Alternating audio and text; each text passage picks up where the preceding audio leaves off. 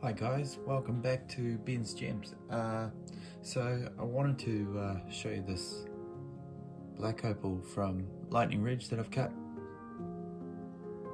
I've put it on the machine on the wheel and tried to give it a bit of a fantasy sort of cut with these edges, and you can see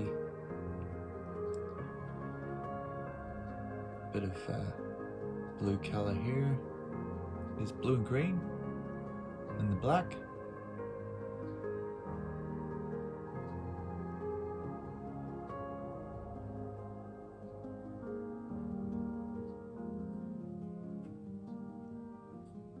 There's that rolling green.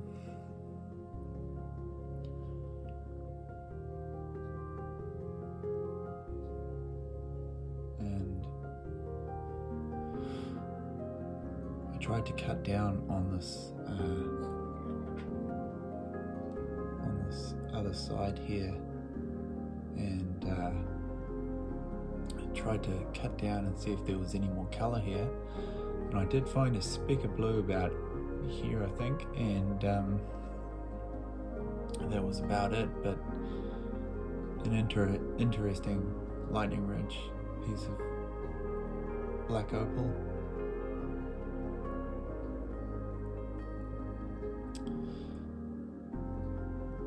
So I've been busy cutting this, and I've been researching how opal formed. Did it form quickly, or did it form over millions of years? There's a scientist by the name of, I think it's Len Cram, who tried to grow opals, and he reckons that he was seeing color in his growing opals, homegrown opals. Grow to home, they say. Well, they could be right, because Len Cram, Australian, living near Lightning Ridge, trying to figure out how opals were actually created, thought to try to grow some opals, and you only need a certain amount of ingredients to set off what could create an opal, according to Len. And he managed to create some opals, and he's got opals upon opals sitting in jars, and it's very, very interesting. And I just heard about this in a YouTube video and checked out the link and saw some of Len Cram's work, written down all about it, and apparently 15 minutes to create some color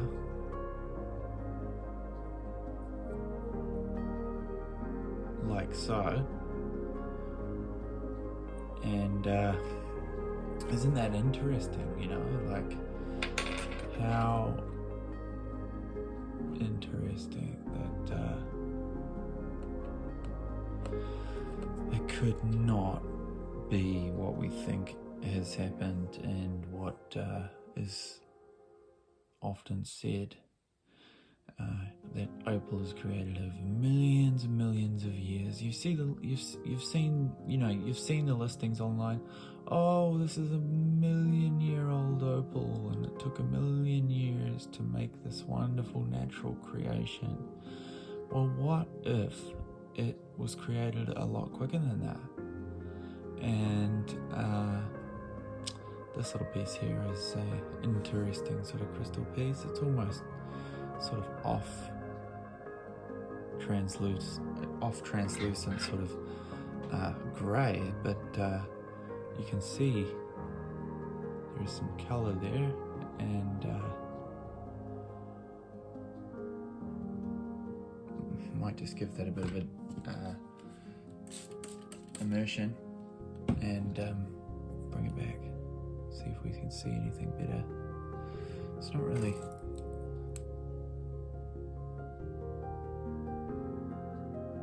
a white opal, it's more crystal, semi-crystal, translucent. Like, I put the light on it, boom, semi-crystal. not fully translucent, but you can see that blue, purple, it's more of a purple I think, and blue, but it does have some nice sort of multicolour, but I can only really see it on the edges now. Well, when I started to cut this and cut down, I could see there was some red and orange, and it's just showing purple on the top at the moment, but that's how I shaped it, just like that, and it's almost like a facet sort of look, and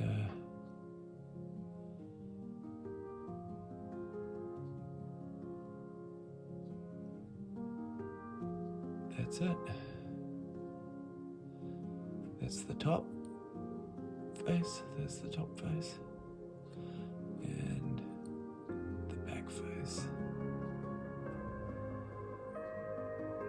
Okay, so how was Opal formed? Was it formed in 15 minutes? And then did it take a long time to dry out, or was it formed over hundreds of years or millions of years? Well,